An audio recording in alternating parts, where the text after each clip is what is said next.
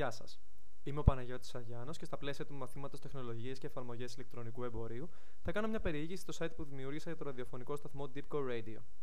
Ο σταθμός είναι υποθετικός και θα χρησιμοποιηθεί ως template πάνω στο οποίο θα βασιστεί ο σχεδιασμός του site. Το site του σταθμού δημιουργήθηκε σε Adobe Flash και σε γλώσσα ActionScript 3. Για τη δημιουργία του χρησιμοποίησα τον web creator της ιστοσελίδας wix.com χρησιμοποιώντας movie clips από τις βάσεις δεδομένων τους. Το Flash και η ActionScript 3 μας επιτρέπει να δημιουργήσουμε movie clips που αποτελούνται από layers και να κάνουμε να αλληλεπιδρούν αναθέτοντάς τους τμήματα κώδικα. Αυτό δίνει στο Adobe Flash τη δυνατότητα να παρουσιάσει εύκολα και γρήγορα μια πληθώρα από special effects και animation. Στο homepage του site, ο χρήστης μπορεί να βρει βασικές πληροφορίες σχετικά με αυτό και να ενημερωθεί για τα σημαντικότερα updates του. Στο radio page μπορεί κανείς να κάνει live stream του ραδιοφωνικού σταθμού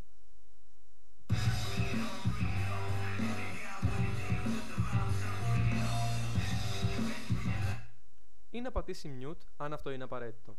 Το ActionScript 3 δίνει τη δυνατότητα να κάνει κανείς stream live radio αν διαθέτει το API του ή το κατάλληλο URL. Στο Gallery section παρουσιάζεται album art από τα top charts της μουσικής βιομηχανίας μαζί με βασικές πρόσφατες πληροφορίες για αυτά. Πατώντας οποιαδήποτε γραφή, ο επισκέπτης μπορεί να δει αναλυτικές πληροφορίες σχετικά με αυτό και να δει μια μεγενθυμένη έκδοση της εικόνας.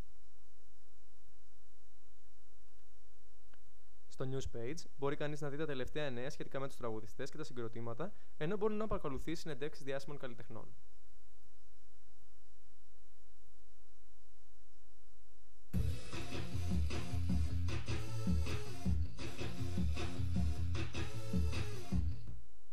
Επιπλέον, παρέχει τη δυνατότητα στους επισκέπτες να γράψουν comments σε shoutbox. Αρκεί κανείς να γράψει το όνομά του, τον τίτλο και το comment του.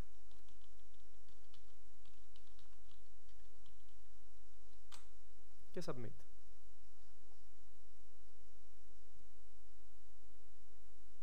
Τα comments παρουσιάζονται ανάλογα με το πότε παρουσιάστηκαν στο site της σελίδας. Τέλος,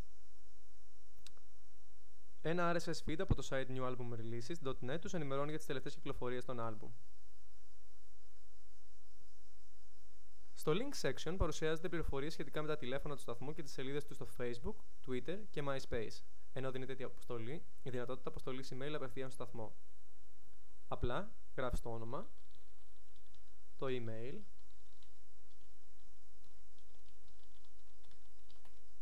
τον τίτλο και το message